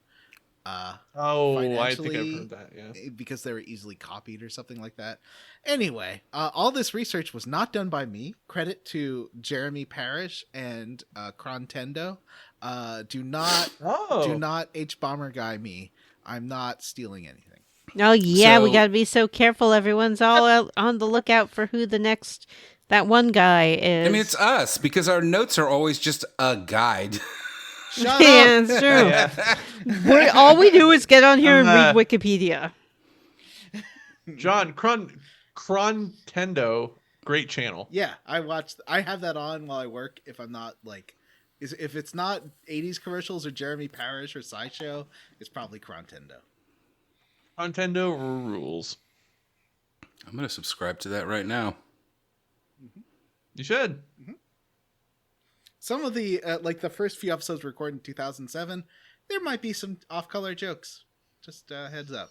Oh, Nintendo was the one that took like a 5-year, just started coming out with new videos again, right? Yeah, Or am I thinking of it? yeah, because I There's started watching it in 2015, and he didn't make a single video again. Like after one more came out, and then it was 5 years. Or something. like years of silence. Yeah. But he came. His videos are great. Yeah, it's a lot of fun. So I remember when his new video came out, and the headlines were like, "Nintendo makes another video," and everyone was like, "Yay!" I'm part of his Patreon.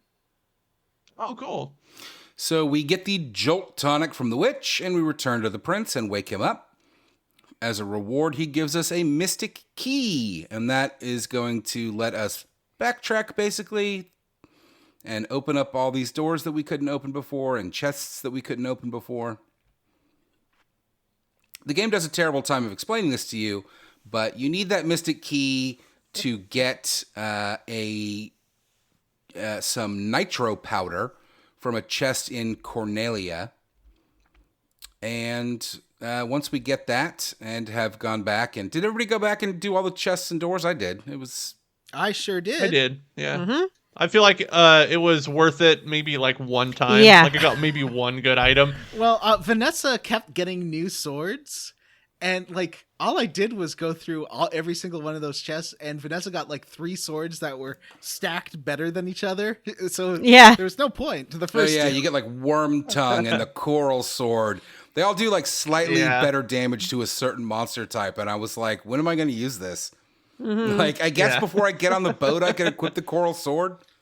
But they all do better damage, like base damage as well. So might as well go for whichever one has the best base damage.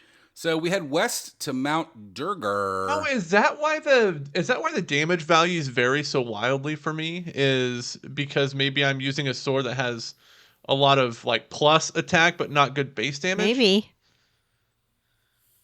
Because I feel like the damage value for attacks from my thief and my warrior are like I feel like it's such a big swing. Well, you have to check your THAC0, and you have to remember that negative exactly. THAC0 is positive.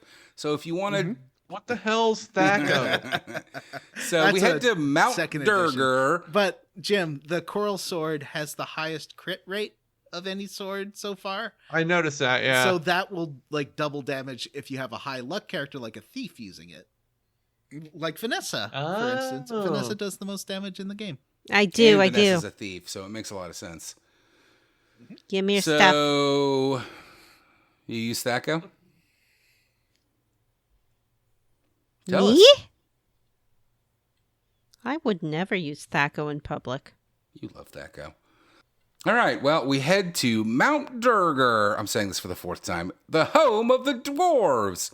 Lally-ho. Lolly-ho! Lolly-ho, So said it- the dwarf. In my version, they're all like, "Well, aren't you a bloody lad?" And we bairns and the yar. I don't remember if the Pixel Remaster has them all Scottish, to be honest with you. Oh, look, Jim's at his bar. That's fun. We can watch Jim go to his bar now. Ooh, he's fixing It's himself better than a his little old setup in his drink. apartment where we had to go he's watch him doing poop. the cocktail. Oh, look at him pour He said his he's little been practicing. cocktail. Yeah, he said he's been practicing his bottle flip. Well, that's adorable. Is Jim wearing like black exercise shorts with black tights underneath? Mm-hmm. Yeah. Jim, what are you wearing? Sweater? No, Jim, what are you pants. wearing on your legs? Oh, they're sweatpants. Are they? A Why? likely What story. do they look like? They're Puma sweatpants. From you sitting at your bar over there, it looked like you were doing that like 2020 thing of a pair of shorts with a pair of tights underneath, you know? Oh no, I'm wearing a pair of Puma sweatpants I got from Costco. I like a T-Rex Sometimes skull on your I'll- bar. That's cool. Where Thanks. Yeah, pretty neat, right? a singlet to the gym, but then my gym shorts slide down all the time because, like, if I put my phone in my gym shorts, there's no friction on the wrestling singlet. It just Oh goes, yeah, I hate that. I have a pair of like Under Armour workout pants that do that. Hate it. Lolly ho. So you wander around and talk to the dwarves for a while, and frankly, they don't have a lot to say. But eventually, you find one that wants some nitro powder so that he can blow something up. And when he does that, he doesn't just like open a cave. It blows a piece of the map off so that you can now sail out of your little inlet or whatever, your little enclosed sea. Oh yeah, you like destroy part of the planet when you detonate this nitro. And this lets us sail out and into the open world, and that's exciting. And the first place That you is find a fun is Melmond. cutscene when you're running from the explosion. Oh yeah, I forgot about that part. That is good. The smithy in the dwarf village was like, hey, these swords are just for show. They aren't fighting swords. You need to bring me some mithril or something to make Excalibur. So then When I went did to the Excalibur next town. stop being the ultimate sword? I feel like I in don't later know. Final Fantasy games, it's like good just question. kind of an okay sword. It was the second best one until you got Ragnarok from Bahamut Zero. So maybe that's the first one? Maybe. Because it's the second best sword in that one. So, And which Final Fantasy is Final that? Fantasy IV. 4. The one we just played, remember? Oh yeah.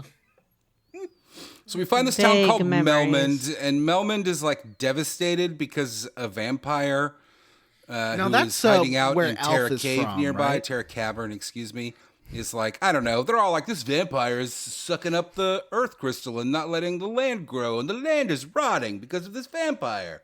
Vampires don't suck crystals. Yeah, I know. I didn't think so either, but I don't suck the earth either. Final Fantasy I posits, what if they did? Did any of you watch the Alf cartoon set in Melmond with like back when he was on a Booyah baseball team and everything? Mm-mm. I don't think I've ever seen Absolutely a not. whole episode of Alf. It's not very good, and I don't know why it's so beloved by our generation. And by our generation, I mean Jim and I's generation, and not baby boomers like Vanessa and Johnny. I'm sorry, baby boomers like Johnny and Gen Alpha like Vanessa. Yeah. Yeah, Vanessa watches it ironically. John's greatest generation. Yeah, excuse He's a me. boomer. I served in World War II, stormed the beach in Normandy. And that's when you saw Godzilla. It all makes sense. All right, so we got to go kill this vampire. We head to Terra Cavern.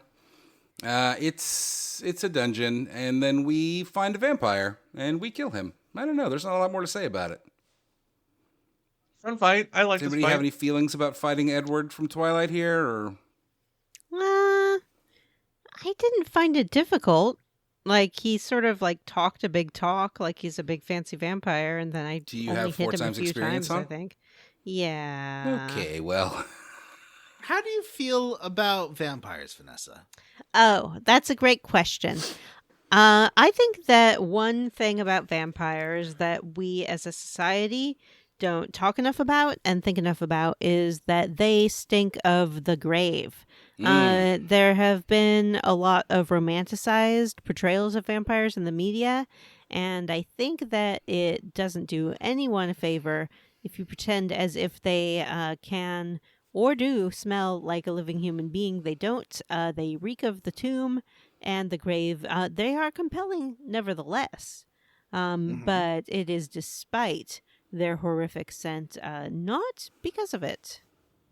Would you like to have the vampire's glamour ability? I mean, people do like to ask for what they want and get it, but I would rather people want to give me things because they love me, not because I make them. But what if they love you because of the glamour? Well, is that how it even works? I mean, I guess so if you're very good looking. Like, isn't that just like being hot? Isn't that just glamour? Is that what yeah, that is? that's the real secret of the vampire is that everybody has all these, oh, it's based on this myth or this folk tale. No, Bram Stoker was just like hot people, right? They're the Yeah. worst.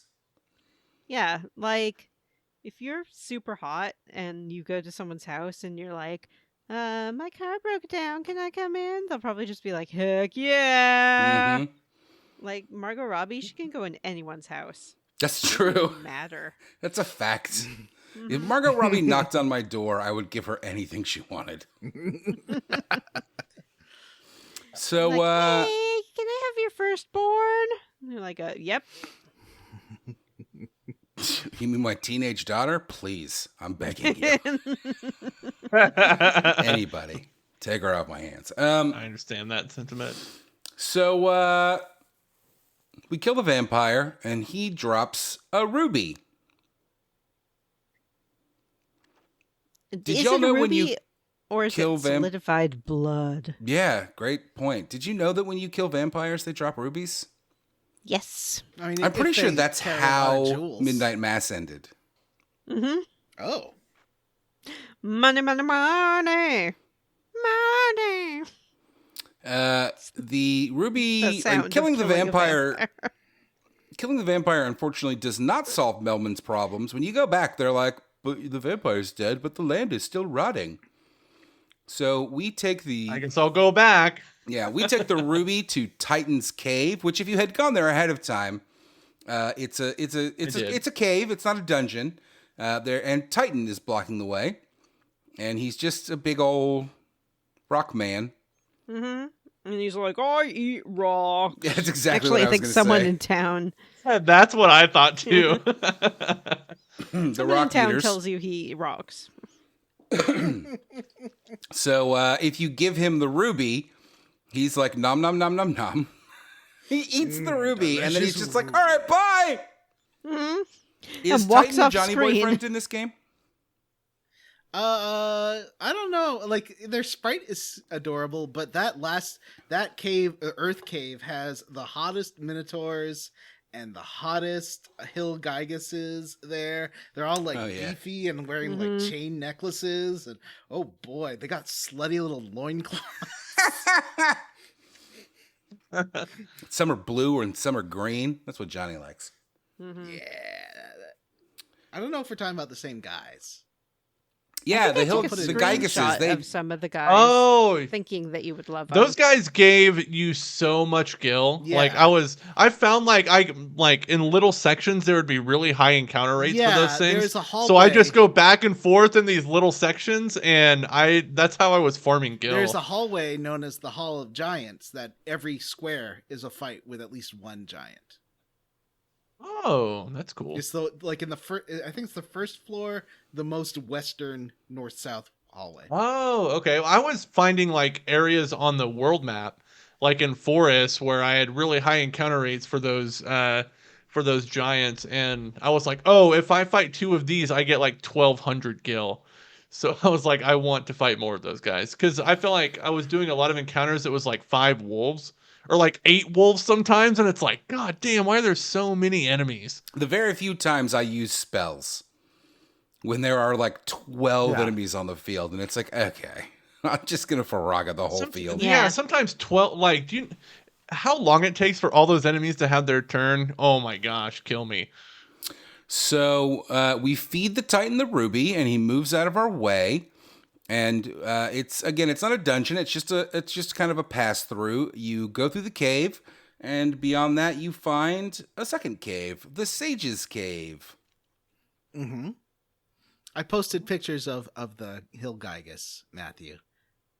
Oh, that's said not he what was I was green. thinking. I was thinking they're ones that look like the Jolly Green Giant. Yeah. They're like carrying logs or Yeah, something. that's those also are what like- I was talking about those guys. Actually. Yeah. Talking about these two. Where'd you find these guys? They're in the Earth Cave, at least in the GBA version. Yeah, they are. Oh, I okay. recognize them. So the sage in the Sage's Cave gives us the Earth Rod. There's a little story here. He's like, oh, it's the Earth Crystal. You gotta get Earth Rod and whatever. Mm-hmm. Gotta get Earth Rod. Whatever. All right, I won't mute myself when I burp. It's fine. I like Okay, it when well, you mute yourself when you burp. So the sage gives you us had- the Earth Rod, and we take that back to Terra Cavern. You take it back to the room where you defeated the vampire. That's what I call the, Oh, the right, Cavern right. of Earth, because it's called something different on the GBA. It is. It's also the Cavern Oh. of Earth in the Pixel remaster. It is Is it? Terra Oh, okay. Cavern in the It's guides. some other weird version. Okay. Oh, right, yeah. So the earth rod opens a secret door that leads us deeper into the cavern, which is just like 2 more levels. And at the bottom of that, we find the Lich, and he is guarding the earth crystal. Ooh. The Lich looks pretty dope. Cool design. It's like a big skeleton with a big tattered robe and lots of mystical, like, farts around him. It looks really good. So we defeat the Lich. It's supposed to be one of the hardest bosses in the game. I mean, again, cheats, very overleveled. Mostly can even just attack with my white mage and my black mage, and that does enough. Like, just physical attacks are fine. Yeah. So Every time I would find a new town, I would grind gil so I had enough to buy every spell available in every shop and every piece of new equipment that would upgrade my stats. That's a good point, actually, to bring up, which is that you only have 3. You can only have 3 spells per level, and there's always 4 or 5 spells per level. So you do have to pick and choose what spells your characters will carry. Mm-hmm. Can you do that? I haven't actually bought more than they had slots for. I didn't realize you can like unequip them. You Is can that- like No. unlearn them and overwrite it. Yeah, you can buy a new spell and overwrite an old spell, but you can't buy a spell and equip it later. I was so upset that I You couldn't can't buy a spell and put it in learn- your inventory. Like, once you have all the spell slots in there, you can't buy any more magic. I really wanted Matthew to learn teleport, but I couldn't learn that because I need to be a wizard to learn that. Oh. Yeah, I also started running into spells that I could not buy. So we talked Yeah, about me it too. a little, I think, in the last episode, but we should really emphasize how many of the monsters are basically copied straight out of the monster manual. In this I'm a little surprised that they didn't change it up for this They version. changed some of them. Did they? Changed some of them that are direct. Like I think the new version of I mean, the like you Hill said, there are Gigas- just mind flayers in this. They're just mind Yeah. flayers. We just saw Yeah. one in our playthrough of our stream of Baldur's Gate a few days ago. Was that the Pixo demon? Preco or demon, whatever, Seco demons? Yeah, the Pisco. Yeah, demons, yeah. Yeah, Pesco The piss demons. demons. Yeah, those are the mind flayers. Yeah.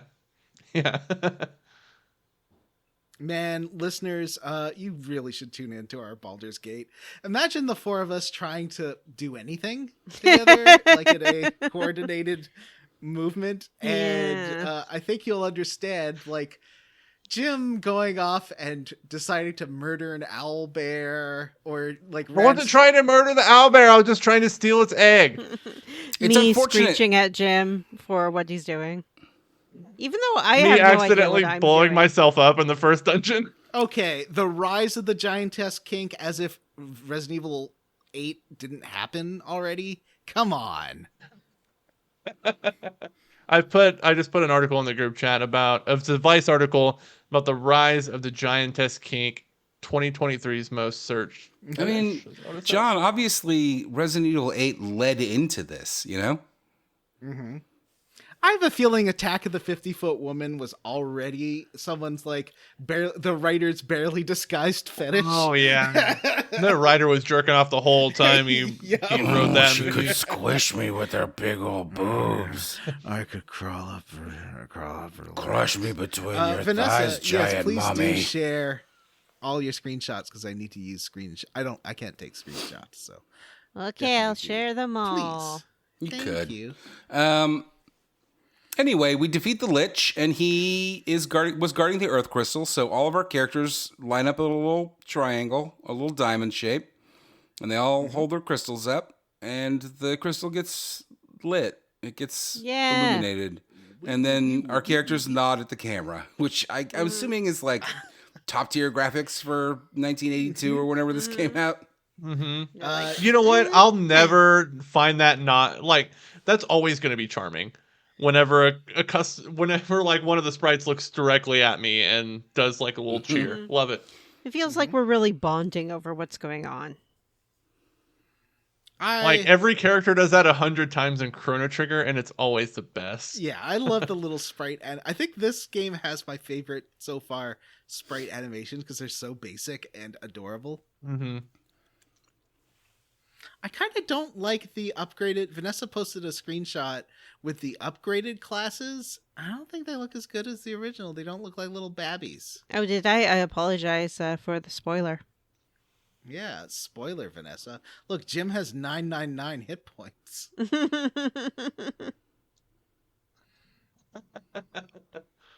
See, all these characters could be any gender. Oh, those know don't look. Those don't look very good.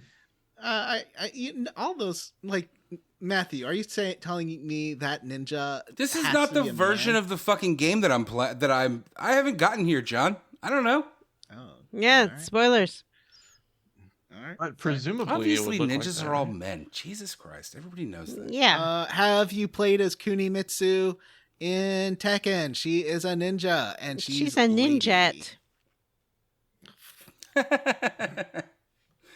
That's I met a guy yesterday who plays Street Fighter 6. Where? Oh wow! One of Amanda's employees is like a professional Street Fighter guy. He plays Street Fighter and King of Fighters. I've been and he playing plays in Street Fighter tournaments 6. like all over the country. Street Fighter 6 is a lot of fun. I wanna play with Actually, Matthew again sometime. Jen and I bought I it meant- so we could play together, and then we only did it once for like We're an hour. busy people. We're busy people. You know, just shut down we gotta play PUBG and I'll have Baldur's more Gate free 3. time, please. God, somebody save me from this addiction. I met a guy at a wedding recently who was a semi-professional Street Fighter player. Plays in tournaments. Wow, isn't that crazy? Maybe he like works it's for such a Amanda. huge Maybe community. it's the same guy. Maybe it is the same guy. This His name was Keith. I don't remember this guy's name, Is but it he Keith? lives in Nevada. Oh no, this is Keith from Omaha. Okay. Oh, Jim, He, I and, dreamt. and like I know he's legit because he showed me he did an interview at a Street Fighter tournament in Las Vegas last year. Like they interviewed him on camera Oh, to do cool. like commentary. Yeah. And so like it was actually him. I was like, that's actually pretty awesome. Jim, I had a dream. Other than my deadly class dream last night, I also dreamt that I was going to have to move to Omaha. And I was like, oh, but that's okay. My friend Jim lives there. Ah. Heck yeah. I have a sweet basement too. I'm not going to live in your basement. Imagine if I'll- we all I'll hung live in out your in Jim's basement. basement. He could make us a drink. I know we could. There's a full bathroom down here, John. Whoa. A full bathroom. Does it have a walk-in Yeah. shower? It does. Sweet. It's a I'll shower probably get where Jim's I basement. will wash your limbs and nethers. Ah. I mean, listen, guys. Yeah, there's cameras We're everywhere. only an hour and a half into recording, so if you guys want to just keep vamping, I'm fine with that. We'll just keep on going. So we made the Earth Did crystal somebody shine say again. vamping? 1 down, 3 to go, baby. Woohoo! The end. Ooh. And next week we're gonna finish this game. Shortest Easy. series Yeah, we ever. should say. Well, yeah, and that was deliberate. We should we deliberately chose a short game that would just bridge us to the end of the year, and then we're gonna start BioWare all fresh in the new year. So I don't know if you all have looked at the schedule. Like if we record part 2 next Thursday, it'll come out on the 25th, which is great. This'll come out on the 19th. The next That's one will come Tuesday. out on the 26th, and That's then Tuesday as the well. one after that will be like Yeah. January I'm 1st. looking at We the release calendar. on Mondays. Oh, the 18th and we're The 25th. and Christmas. So, Yeah. The 18th and so Christmas. episode 2 Yeah. will come out on Christmas, which What is an fine. amazing Christmas gift for our listeners. And then we Yeah. can absolutely just kick into Dragon Age 2. That's fine by or Dragon Age 3. That's fine by me. And release the first episode on the 1st, or we can take a week off if you guys want. It's up to you.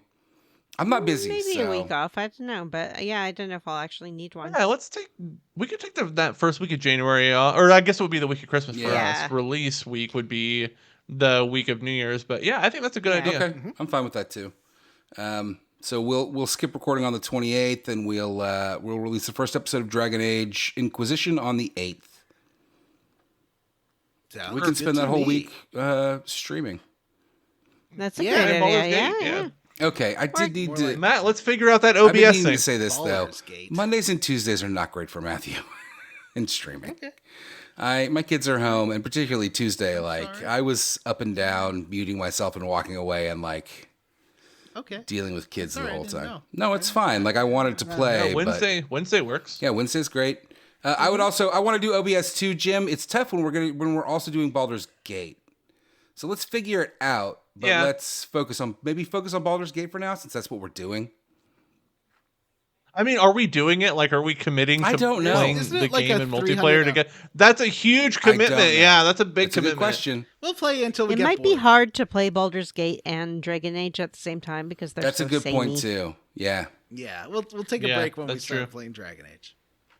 Okay, so then we will figure out OBS and do a Wednesday stream of Final Fantasy VI. All right. Sounds good. Who would like to tell me what they are squarely against? I'll go first. I will say I started out squarely against, but ended up becoming roundly for the grinding I had to do. I feel like the way I wanted to play the game required grinding, but it never felt like a chore because of the cheats. I guess what I'm trying to say is I'm roundly for the way the cheats feel very calibrated to what the gameplay is. Like, some of the encounters are still challenging, but also not like where I feel like I'm running into a big difficulty curve. Like, there can be a difficulty curve, but it's always just like 3 random encounters from being achievable.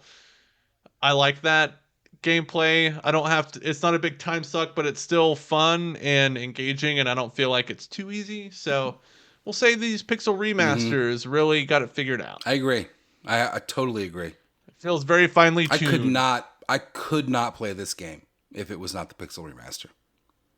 I told you guys when I was playing this, because I played this whole chunker in one session. I was like, if I was playing this like on the NES, I would be losing my fucking mind. No, I couldn't do it. The GBA version really isn't too bad. I mean, it still has some of the... It's nowhere near as bad as Final Fantasy II on the SNES, for sure. When I was watching you play that, I was like, you were having so many encounters. I was like, I couldn't. I was watching your stream and commenting. I was like, I could not do this. There are way too many encounters. I honestly think that playing the whole game through on the Pixel Remaster with the ×4s on would have taken less time. Took less time than it would have for me to finish the game for real. Like with those. Oh, for real, huh? Fucking gatekeeper. He's doing it again. If you were to play the game legitimately, Yeah, exactly. it would take you 50 hours, and you'd have to spend $100 on guides. Yep, and buy a CRT, because if you play on anything else, you won't get the real experience. Vanessa. Here comes the hot take train. Choo choo. I'm roundly. Vanessa's hot take train. Yeah, it's Vanessa's hot take train. I'm roundly for spell slots. I like it. Oh. Yeah. I don't know why I like it. I think because it becomes sort of a resource management kind of thing where I have to really think about where I want to use my 3 spells of a certain tier. But it's something about it just feels a little bit more natural to me than using mana points. I don't know what it is, but I enjoy it. Well, I'm glad you like it. Thank you. I'm gonna edit in some like train whistles when Vanessa's hot take train's pulling into the station. Choo. Johnny. Yes. What are you squarely against? I am squarely against... I'm roundly for the Beefy Boy dungeon with the Minotaurs and the Hill Gyguses. It's just like... It's a beefcake dungeon. Chafing wasn't a problem for you? Nope. Nope. All right, well, that killed the podcast. So we're finishing the game next time. So Jim, here's tell what us I'm about- squarely against. Oh, No. sorry. Oh, Matt. Matthew. Oh, Matt. He's so sad. Oh, Matt. I mean, it's hurtful, but That's why, fine. Matt. I'm used to it. When I introduce a segment, I always go just first. do myself first. Yes. Yeah, we all know that you do yourself first. You chronic masturbator. So, Wow. That's right. I'm calling Jim out on the show. More impulsive For his- masturbator. I mean, I guess it was only a matter of time before someone called him out for it. So, you know what? So I guess just overall, I'm roundly for Final Fantasy 1. I'm really enjoying it. I think it was a fun idea. It's neat to see the origins of some of this stuff. As I said, I could not play this if it was not the Pixel remaster. Like, I just do not have the patience. But so much like Jim, I'm roundly for the Pixel remasters, and in general, I'm just kind of roundly for us doing this game. It's a much better time than I thought it was going to be. Yeah. There's a real lack of plot to talk about, unfortunately, but that's okay. It is what it is. it does just feel more like a D&D campaign that you do at a table. It's like, now you're going here, and then you go here. Oh, there's an elf king, but it's actually an evil Oh, wizard. no. Roll perception check. See if you can notice there's an evil wizard. Oh, you rolled a 3. Let me roll his saving throw. Oh, no, he's just a normal guy. That's what D&D is like. So That's Baldur's Gate 3. Yeah. I like the dice rolling system in Me in too. Baldur's Gate 3, but I wish it Me was too. It's way super fucking goddamn fun. faster. I get real impatient with it. I agree. All right, Jim, But- we have a Patreon. Do you want to tell us about that? Oh, Lord, yes, I sure do. At patreon.com/Square Roots Podcast, you can find all of our amazing bonus content. Not only do we talk about RPGs, we talk about movies, we talk about how we level up, we talk about tons of cool and interesting stuff. We've even done some multimedia things. We did a bunch of presentations one time. We should do that again. That would be fun.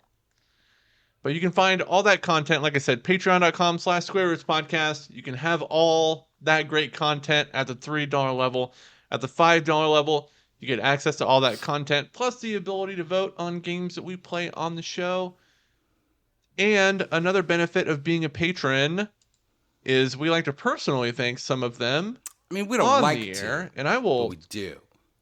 We don't like to, but we're forced to because of labor laws. So I'm going to kick us off this week by thanking Spoony Bard, Flory and Jonas Kramer, Wishbone is Gay, Amanda Douglas, Mike, Jaybird, Brian Pitt, RP Siege, Ross Hartley, Andy Best, Tom, and Jesse's Mom's Pizza. And forgot to I update would like to these. thank Mostly Rational Person, well. David Green, David Arnold, Justin Ham, Andy M, Gage, Lacka Harite, Tracy, Lacquerite. Steven Paget, Joseph. It makes me uncomfortable to hear my name read on a podcast. Okay, Becca, Justin Rash, and my battery is low.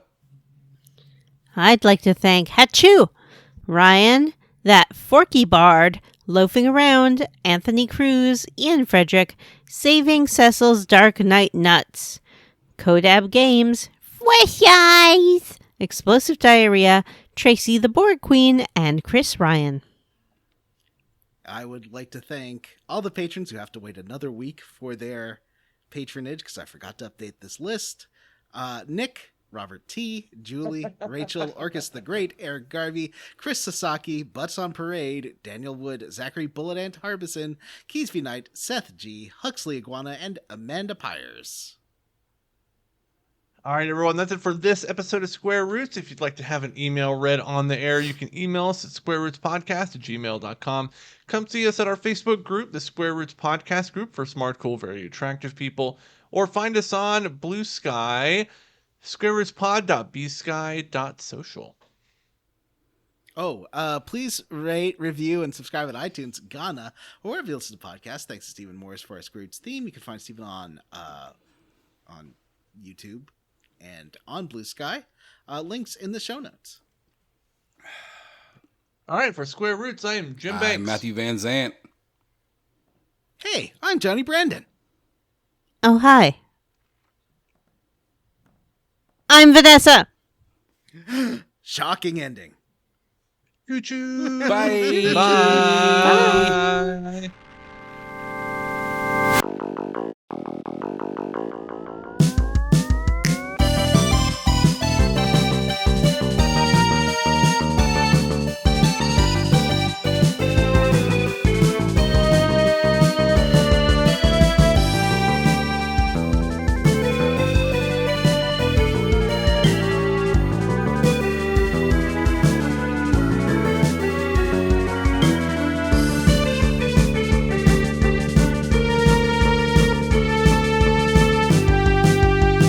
Haunted train. Pulling away from the station. Chugga, chugga, chugga, chugga, chugga. Ooh, choo. What's that song? I'm gonna ride the train. Come on and ride it. Come on, ride the train. Ooh, choo. Come on and ride it. That's in Dance Central. That's a fun song. To That was dance to. that was a jock. Wasn't that a jock jam? You're a That was a jock jock jam. jam.